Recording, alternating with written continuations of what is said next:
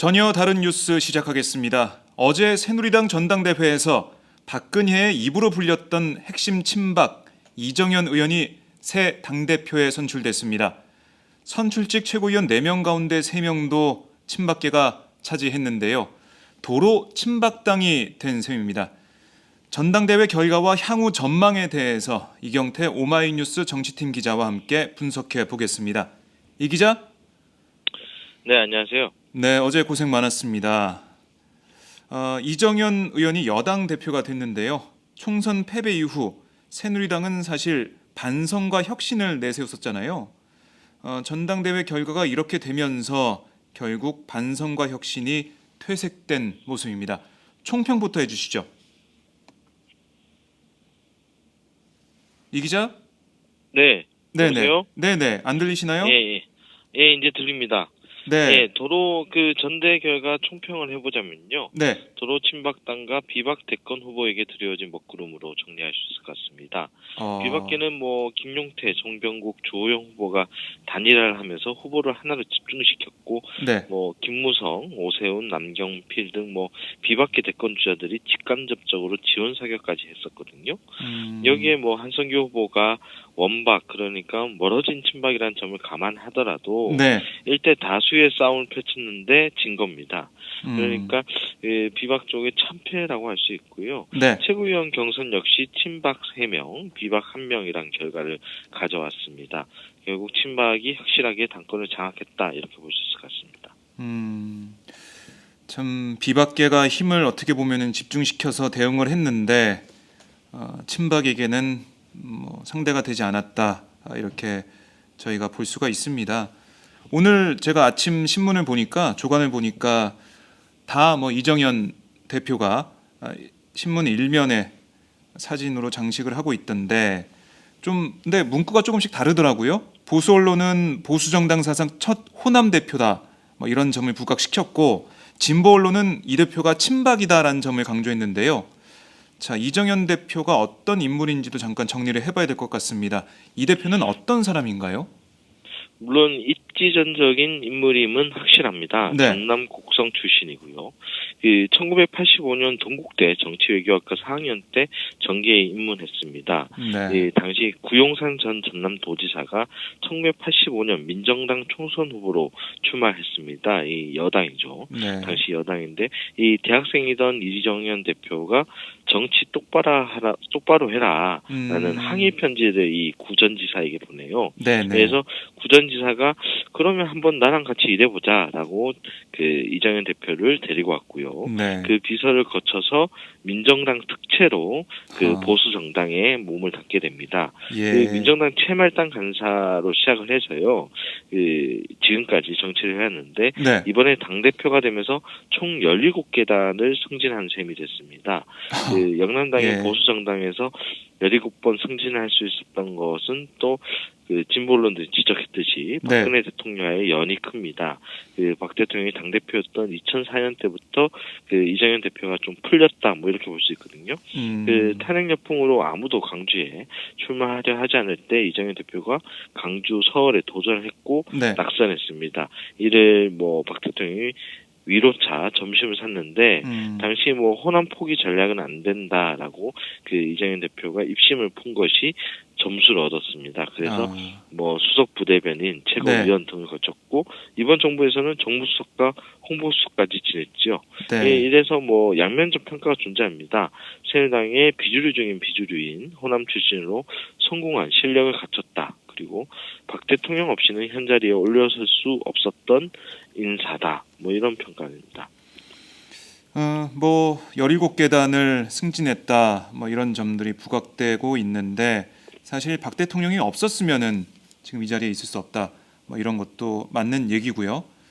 박근혜 대통령 앞에서 이정현 당시 부대변인 할 때 입심을 풀었다, 이렇게 말씀하셨는데, 그랬더니 박 대통령이 어떻게 이렇게 말씀을 잘하세요라고 이정현 부대변인의 말에 감탄했다고 하는데, 이 대표가 어쨌든 박근혜 대통령이 없었으면은 이 자리에 올라오기 힘들었다, 이거는 부인할 수 없는 사실인 것 같습니다. 자, 이 청와대 홍보수석 시절에 이 대표가 KBS 보도 개입을 한 녹취가 공개돼 사실 선거전에서 파문이 일기도 했었는데 앞으로도 박 대통령을 보호하는 역할에 집중할 걸로 좀 보여요. 그렇게 뭐 다들 예상을 하고 있습니다. 어제 이 대표의 연설과 기자회견에서도 박 대통령과의 인연을 좀 강조했던 것 같은데 이 기자가 볼 때는 어떤 게 좀 눈에 들어오던가요? 일단 연설에서는 말단 사무처 직원 그리고 호남 출신이라는 자신의 스토리 그리고 네. 여기다가 이제 박심이 자기에게 있다라는 점을 절묘하게 엮은 게 좀 눈에 띄었어요. 그 모두가 근본 없는 놈이라고 등 뒤에서 비웃을 때도 네. 저 같은 사람을 발탁해준 박 대통령의 감사의 마음을 갖고 있다. 뭐 이런 게 그 대표적입니다. 아무래도 그 오랫동안 박 대통령 지근거리에서 보좌했던 만큼 당청 관계 문제 설정 뭐 이런 것들이 좀 주목됐는데 네. 결론적으로 그 이 대표가 수평적인 당청 관계를 지향하겠다 뭐 이런 얘기는 안 했습니다. 그 박 대통령의 국정 철학에 대해서도 누구보다 많이 이해하고 있는 편이다. 라면서 네. 그 소통의 방점을 찍었고요. 새누리당과 박근혜 대통령이 공동 운명체라는 점을 강조했죠. 네. 그러면은 사실 청와대와 여당, 그러니까 새누리당이 한 몸처럼 그렇게 움직일 가능성이 크다 이렇게 볼 수 있을까요? 네, 그렇습니다. 뭐, 이정현 대표 입장에서는 뭐, 특별히, 네. 박근혜 대통령에게 각을 세우는 아하. 그런 어떤 미래 권력을 창출하기는 대선 가도로 빨리 진입하지 않겠다라는 뜻을 오늘도 많이 밝히셨거든요. 네. 예를 들어서 현 총원에서 대선 준비도 중요하지만 박 대통령의 국정 과제를 챙기는 것이 좀 더 중요하다. 당력을 집중하겠다. 뭐 이런 얘기를 했죠. 예, 뭐 이른바 박근혜 정부의 성공을 위해서 노력하겠다, 최선 다하겠다, 뭐 이렇게 볼 수가 있겠네요. 자, 이정현 대표가 이제 대표가 됐고 다른 친박들도 약진을 했습니다. 새 최고위원들은 누가 선출됐나요? 조원진, 이장우, 강석호, 최연애 의원이 선출직 최고위원 4명에 포함됐습니다. 네. 그리고 새로 신설된 청년 최고위원은 유창수 후보가 선출됐는데요. 이 중에 뭐 강석호 의원, 친김무성계로 꼽히고 있는데 네. 이 강석호 최고위원을 제외하면 모두 친박 성향으로 분류되는 인사들입니다. 한 명만 제외하면 모두 다 친박계 인사다. 이 말씀이신데 이 기자는 친박 일색의 지도부 예상하셨었나요? 사실 저는 이번에 새누리당 그 당권 레이스를 보면서 비박계가 단일화 카드를 계속 써왔잖아요. 그래서 뭐 어떻게 보면은 계속해서 힘을 좀 불려왔다 이런 생각을 했었는데 친박 일색의 결과 많은 사람들이 놀란 것 같습니다. 어떻게 이런 결과가 나온 거죠? 일단 뭐 최고위원 경선은 이 같은 결과가 좀 나올 수 있다라고 보는 게 이 국회에서 보는 어떤 중론이었어요. 일단 네. 강석호 최고위원 외에 비박 후보라 해도 뭐 원외에 있는 정문원 의원이고 그리고 이윤재 의원이 여성 후보로 나온 게 전부였습니다. 뭐 중립 성향으로 분류했던 정영기 의원도 사실 친박에 더 가깝다라고 볼 수 있거든요. 네. 다만 말씀하신 대로 당대표 경선에서 비박 단일 후보가 이렇게 크게 밀릴지는 몰랐다라고 볼 수 있습니다. 네. 당내 인사들에게 이런저런 얘기를 들어봤는데 네. 일단 비박 단일화나 김무성 등 뭐 대선 주자급 인사들의 공공연한 그 비박 당대표 지지 움직임이 친박계의 결속을 불렀다는 평가가 있고요. 네. 또 비박 측이 비전을 보여주는 단일화 하지 못했다라는 얘기도 있습니다. 왜냐하면 주호영 후보가 최종 비박 단일 후보가 됐는데 네. 사실 뭐 주 후보 같은 경우 주호영 의원 같은 경우는 공천에서 낙천되긴 했지만 그 전까지는 상당히 그 박근혜 정부가 각을 세우거나 친박 주류와 각을 세우는 그런 태도를 보이지는 않았었거든요. 네. 그래서 이 TK 표를 의식해서 단일화를 했지만 결과적으로 비박이 뭔가 새롭게 뭘 달라지겠다라는 것을 보여주지 못한 단일화다. 뭐 이런 평가들이 있더라고요. 예.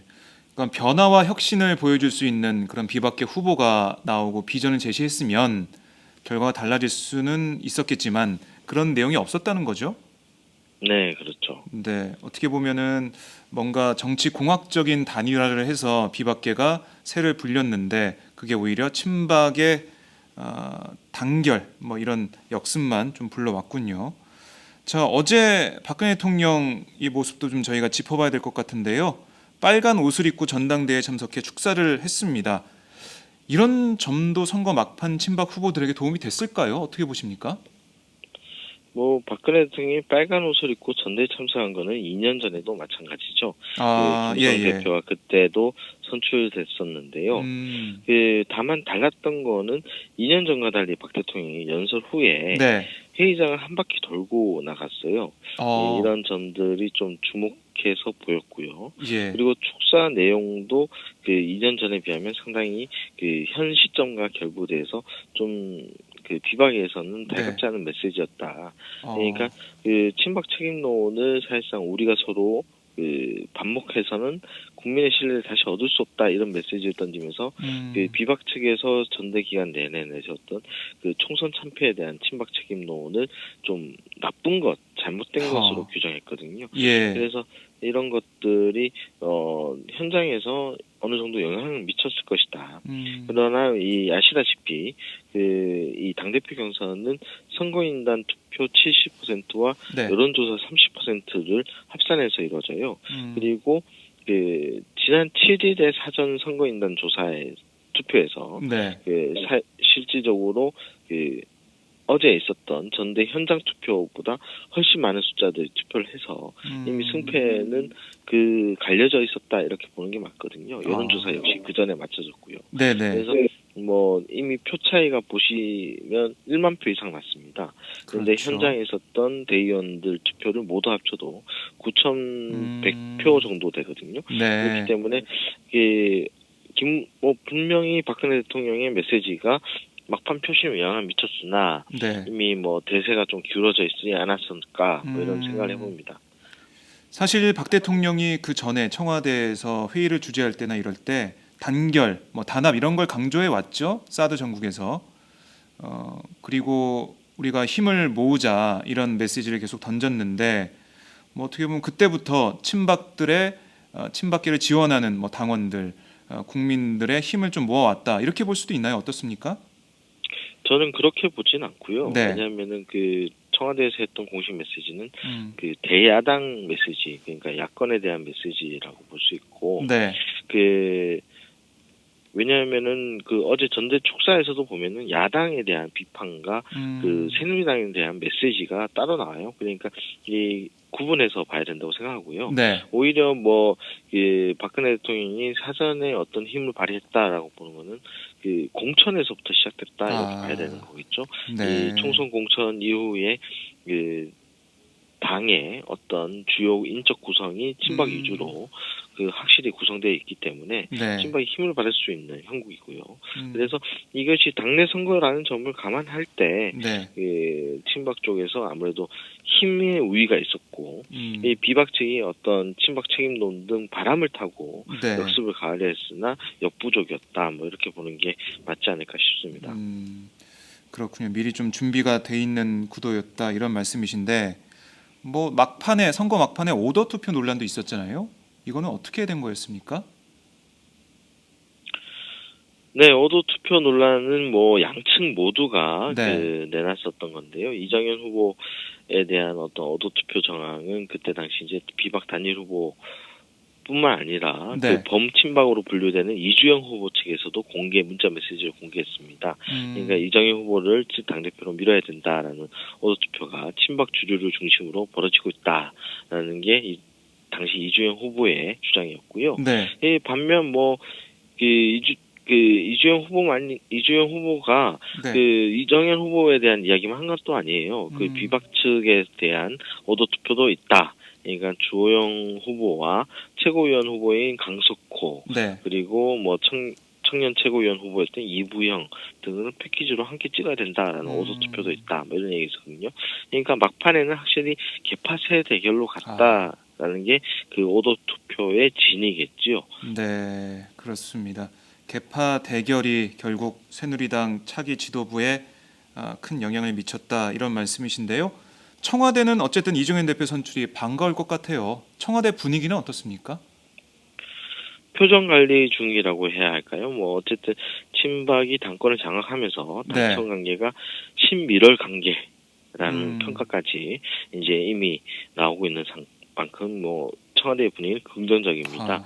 네. 정영국 대변인은 뭐 오늘 오전에 기자들과 만나서 대통령이 말한 대로 그 단합과 혁신의 계기가 돼서 새로운 합을 이뤄 뭐 국민들에게 신뢰와 믿음을 줄 수 있는 정당으로 거듭나길 바란다라고 말했고요. 네. 그리고 그 9시 반, 그러니까 오늘 오전 9시 반인데, 네. 김재원 정무수석, 청와대 정무수석이 그 당사 당대표실을 직접 찾아 축하난을 전달했습니다. 그리고 예. 그 내일 당장 그 새 지도부와 오찬을 박 대통령이 가지게 되는데요. 예, 예. 이렇게 신속하게 만나고 대화하고 이런 장면들을 보면은 그 청와대가 이번 네. 전대 결과를 얼마나 반기는지 알 수 있지 않겠습니까? 그렇네요. 예. 그러니까 사실 그 유승민 대표가 당선됐을 때 그 청와대 오찬 이런 게 상당 기간 미뤄졌었잖아요. 그런 걸 보면은 당장 내일 이정현 대표가 청와대에 가서 박 대통령과 오찬을 같이 한다. 이것만 봐도 청와대가 얼마나 이정현 대표 당선을 반가워하고 있는지 알 수 있을 것 같습니다. 자, 이 기자. 네. 그 비박계 반발이 클 것 같아요. 비박계 쪽의 움직임, 반응은 어떻습니까? 결과를 수용해야 한다는 입장이 지금으로서는 뭐 공식적 반응이라고 볼 수 있습니다. 그래서 네네. 뭐 공개적 반발은 나오지 않고 있고요. 다만 그 다수의 인사들이 입을 모아서 얘기하는 게 이 당청 관계 등에서 이정현 대표가 어떻게 풀어갈지 두고 보겠다라는 입장입니다. 네. 그래서 뭐 당청 관계에 대해서가 지금과 같이 좀 더 지금과 같은 구도보다도 더 애속화되는 그런 상황이 벌어진다면은 침묵이 좀 짧아질 수도 있겠지요. 비박계. 예. 당장은 뭐 다른 목소리를 내지 않겠다 이런 건데 저는 이것도 좀 궁금하더라고요. 정진석 원내대표와의 합의라고 할까요? 그런 관계, 그런 조화 이런 게 좀 어떤 모습이 나올지 이것도 궁금한데 사실 정진석 원내대표는 낀박이라고 불리잖아요. 뭐 사실 비박 색채를 냈다가 또 다른 모습도 보여주고 그래서 낀박이다 이런 얘기가 많이 들어왔는데 이정현 대표와 정진석 원내대표의 그런 사이 관계 이건 좀 어떻게 될 것 같습니까? 뭐 크게 충돌하지는 않을 것 같아요. 왜냐하면은 정진석 원내대표가 네. 그 혁신 비대위 권순동 전 사무총장의 사퇴 뭐 이런 결과를 봤을 때 그 크게 그 친박 주류와 어떤 청와대의 뜻을 거스르는 방향으로 움직이지 않고 있고요. 네. 특히나 뭐 이정현 대표 같은 경우는 오마이뉴스와 한 인터뷰에서 네. 상당히 많은 일을 원내대표에게 일임하고 자신은 어떤 국정을 확실히 뒷받침할 수 있는 일을 하겠다라는 의사표시도 했습니다. 그래서 이런 부분들을 봤을 때 뭐 크게 두 사람 간에 어떤 갈등이 있거나 이러진 않을 것 같습니다. 알겠습니다. 자, 이제 내년 대선을 관리하게 될 새누리당 새 지도부가 들어섰는데 이번 선거 결과가 내년 대선 구도에도 큰 영향을 미칠 것 같습니다. 뭐 당장 김무성 전 대표가 마음이 편치 않겠어요. 각 대선 주자들에게 미칠 셈법 어떻습니까? 일단 비박 대선 주자들의 마음 편치 않습니다. 네. 김무성 대표만 하더라도 그 노골적으로 비박 단일화를 종용했고 뭐 비주류 당 대표를 지지하겠다 뭐 이런 얘기를 했거든요. 네네. 그렇기 때문에 뭐 이번 전대 결과로 정치적인 상처를 받을 수밖에 없는 거고요. 뭐 운신의 폭도 좁아졌습니다. 네. 뭐 직간접적으로 비박 단일 후보를 도왔던 오세훈 전 서울시장이나 남경필 경기지사 등도 마찬가지고요. 그 박 대통령을 각을 세운 유승민 의원도 그 상당히 좀 답답할 겁니다. 그래서 오늘 기자들이 유 의원을 만나서 이에 대해서 여러 가지를 물었는데 특별한 답변은 나오지 않았어요. 반면 뭐 이렇게 반기문 유엔 사무총장이 어떻게 될 것인가라는 관심이 더 높아졌죠. 친박계가 그동안 반기문 대망론을 제기했고 로브콜을 보내왔던 입장이기 때문에 특히나 뭐 지금 최고위원 보시면은 이장우 의원이 충청권이고요.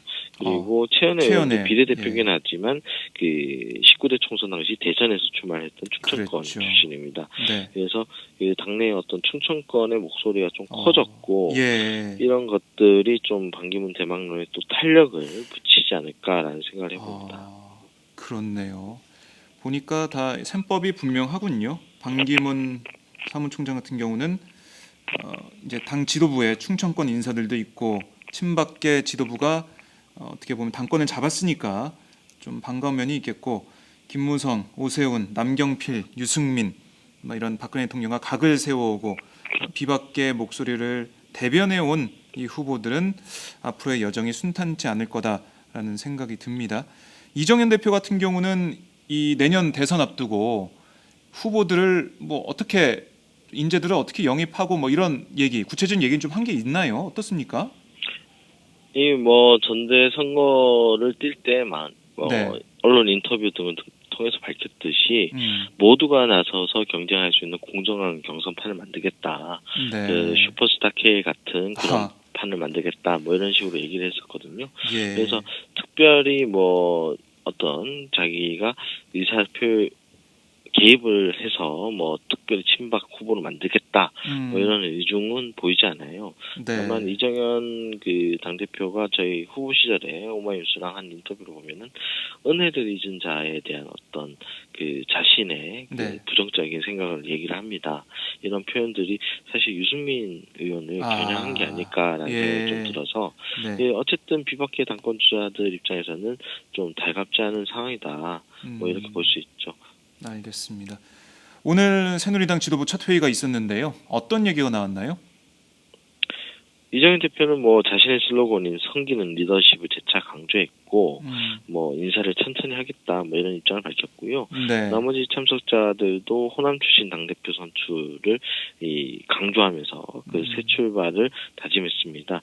다만 비박계인 강석호 최고위원이 그 국민과 당원들의 의문을 가지고 있는 사항을 밝히고 네. 투명하게 정리해야 한다라는 주장을 했는데 이게 그 총선 책임론부터 다시 정리하자라는 얘기로 읽혀요. 예. 그러나 뭐 강 최고위원 말대로 일이 진행될 가능성은 낮습니다.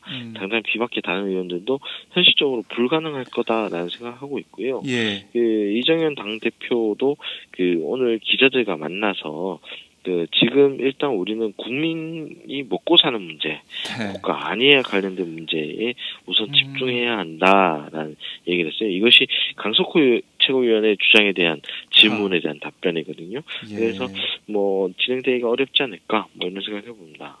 그렇네요. 이 총선 민심에서 나타난 그런 새누리당에 대한 심판, 친박 책임론 이런 것들이 이제는 더 이상 새누리당에서 보이지 않게 됐다라고 볼 수가 있습니다. 자, 뭐 앞으로 놓여 있는 현안이 많습니다. 이정현 대표 앞에 뭐 사드 배치 문제부터 세월호 특조위 문제, 백남기 농민 문제, 뭐 우병우 수석 문제 여러 가지가 있는데 이정현 대표 체제에서 뭐 전향적인 입장 변화가 나오긴 쉽지 않겠죠? 어떻게 보십니까?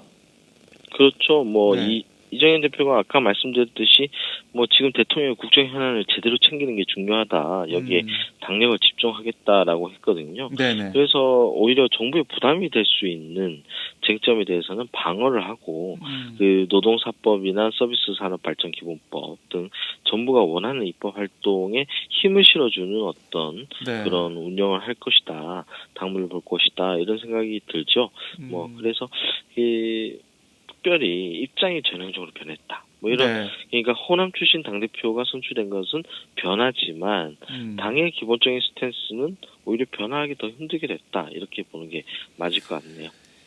예, 이 20대 국회 정국이 어떻게 흘러가게 될지 참 궁금한데요. 이정현 대표 후보 이제 당 경선 레이스를 하면서 최후의 친박이다라는 별명을 얻었다고 하던데 글쎄요, 이 주권자인 국민을 바라보지 않고 대통령만 바라보게 된다면 그 심판은 또다시 새누리당에 내려지지 않을까 싶은데 앞으로 이정현 대표 체제가 어떻게 흘러가는지 저희가 계속해서 지켜보도록 하겠습니다. 네, 오늘 말씀 잘 들었습니다.